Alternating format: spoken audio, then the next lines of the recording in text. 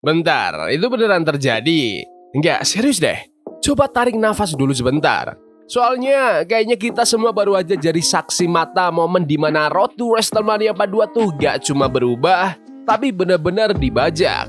WWE baru aja ambil keputusan nekat yang bikin seluruh komunitas IWC atau Internet Wrestling Community langsung geger parah.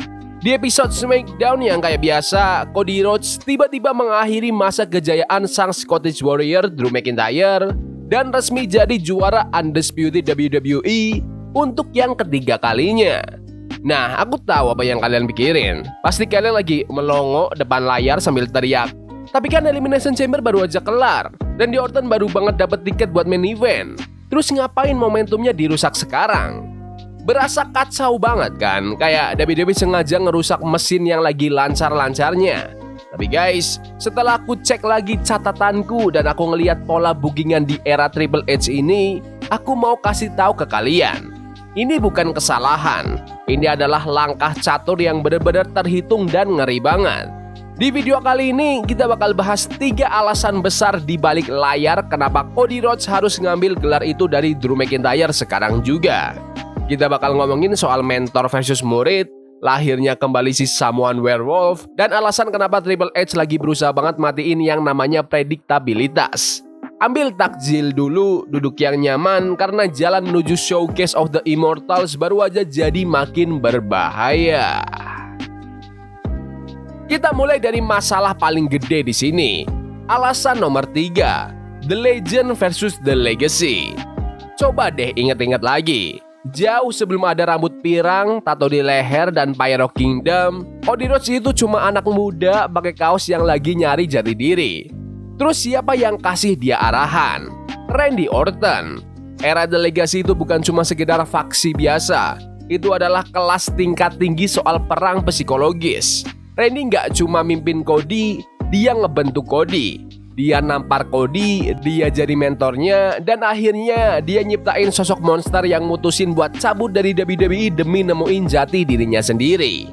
Sekarang coba lihat kondisi saat ini. Randy Orton menang di Men's Elimination Chamber 2026. Dia berdiri di sana, kelihatan kayak predator puncak yang udah lama nggak kita lihat. Kalau Drew McIntyre tetap jadi juara, kita dapat apa di WrestleMania nanti? Orton versus Drew. Oke, jangan salah paham ya, Drew sama Randy itu punya chemistry yang oke banget. Mereka berdua tipe pegulat big fight. Tapi jujur-jujuran aja ya, kita udah sering lihat itu. Kita udah lihat di era Thunderdome, kita lihat di tahun 2020. Kita udah kenyang lihat RKO dibales Claymore belasan kali. Itu pertandingan yang bagus, tapi apa pantas jadi main event di WrestleMania? Dengan kasih sabuknya ke Cody, WWE baru aja kasih kita drama emosional paling dalam yang mereka punya. Ini bukan cuma soal rebutan gelar, ini soal murid yang pulang buat ngebuktiin ke gurunya kalau dia akhirnya udah melampaui sang guru. Ini soal The American Nightmare lawan The Legend Killer. Pas bel bunyi di WrestleMania nanti, kalian gak cuma nonton 2 orang gulat demi emas, kalian lagi nonton sejarah 15 tahun yang akhirnya meledak. Ada nggak pertandingan yang lebih gede dari ini di roster SmackDown sekarang? Aku tungguin jawabannya. Tuh kan, kayaknya emang nggak ada. Lanjut ke alasan nomor 2, matinya pilihan aman. Kalau ada satu hal yang kita pelajarin soal arah kreatif belakangan ini, itu adalah mereka benci banget kalau ceritanya gampang ketebak. Selama berbulan-bulan, semua orang, termasuk aku dan mungkin juga kalian, udah ngebayangin kartu WrestleMania di kepala kita. Drew bawa sabuk, Randy menang chamber, terus mereka tabrakan. Itu pilihan aman dan masuk akal. Tapi terus Triple H racik ulang skripnya. Coba pikirin dampak psikologis dari pergantian gelar ini. Dengan bikin Cody menang lagi di episode SmackDown mingguan, WWE pengen kasih pesan. Jangan pernah meleng. Mereka pengen kalian ngerasa kalau gelar itu bisa pindah tangan kapan aja. Mau itu di acara premium, konferensi pers, atau di episode mingguan biasa. Tapi ada makna yang lebih dalam lagi. Namanya swerve to strengthen atau banting setir buat makin kuat. Dengan ngelepas sabuk dari Drew sekarang, mereka sebenarnya bikin karakter Drew jadi lebih menarik. Tadinya dia juara yang sombong dan dominan, sekarang dia jadi orang yang baru aja kehilangan dunianya dalam sekejap. Dia putus asa, dia jadi makin bahaya. Dan buat Cody, ini bikin dia tetap jadi protagonis yang aktif. Kadang kalau jagoan kesayangan megang sabuk kelamaan, penonton bakal mulai ngerasa bosen. Ngerasa, mulai hambar nih. Dengan bikin Cody sempat kehilangan gelar terus ngerebutnya lagi dengan cara yang bikin syok, mereka nyalain lagi apinya. Mereka ngeriset waktunya. Kita balik lagi ke wilayah yang gak terduga. Dan jujur aja, emang itu yang WWE butuhin menjelang acara terbesar tahun ini. Dan ini bawa kita ke alasan nomor 1.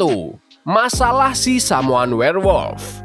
Yuk kita bahas mimpi buruk aslinya Drew McIntyre, yaitu Jacob Fatu. Kalau kalian ngikutin acaranya akhir-akhir ini, kalian pasti tahu kalau tensi antara Drew sama Jacob itu udah kayak bom waktu yang siap meledak. Itu adalah cerita non-gelar terbaik di SmackDown selama berbulan-bulan. Tapi ada dilema kreatif di sini. Kalau Drew itu juara dunia, dia harus pertahanin gelarnya lawan pemenang Chamber. Itu aturannya, itu tradisinya. Tapi kalau dia sibuk sama Randy Orton gara-gara gelar, terus nasib Jacob Fatu gimana? Apa kalian mau cadangin salah satu bintang paling serem kalian gitu aja buat WrestleMania? Apa mau dimasukin ke pertandingan rame-rame yang gak jelas? Enggak lah, kalian gak boleh nyanyain Jacob Fatu.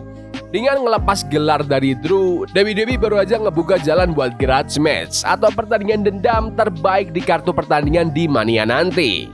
Sekarang Drew McIntyre bebas. Dia nggak perlu pusing mikirin ngejaga kehormatan gelar. Dia bisa jadi predator seutuhnya.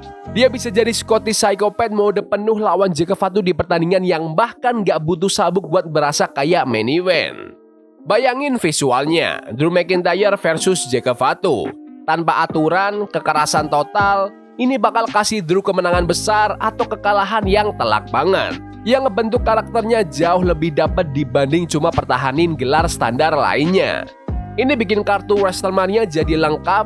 Sekarang kalian punya pertandingan yang gengsinya besar di Cody Rhodes versus Randy Orton, dan kalian punya perang dendam di Drew McIntyre versus Jacob Fatu.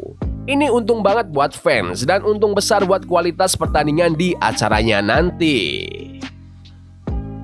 Oke, jadi kalau kalian lihat gambaran besarnya, ini bukan cuma soal Cody menang lagi. Ini adalah perombakan total dari peta kekuatan WWE. Mereka kasih kita pertandingan impian yang udah kita mau sejak Legacy bubar. Mereka bikin kita tetap waspada dengan ngebuktiin kalau nggak ada posisi yang aman. Dan mereka bebasin Drew McIntyre buat perang sama seorang werewolf yang mungkin banget bakal nyolong perhatian di seluruh acara nanti. Tapi ya, itu kan cuma pendapatku. Mungkin kalian ngerasa Drew dirampok. Mungkin kalian ngerasa gelar ketiga Cody ini kecepetan.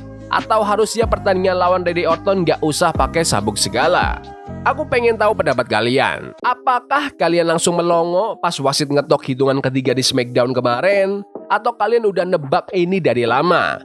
Apakah Cody Rhodes versus Randy Orton itu main event yang pas? Atau harusnya Drew McIntyre yang bawa sabuk itu sampai garis finish? Komen pendapat kalian di kolom komentar.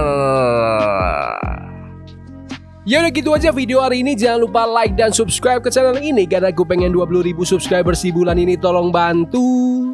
Yes boy, see you. Love is a game we play incognito.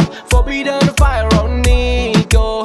Bunny for love we can hold. I wish we were impossible. Yeah, we play incognito.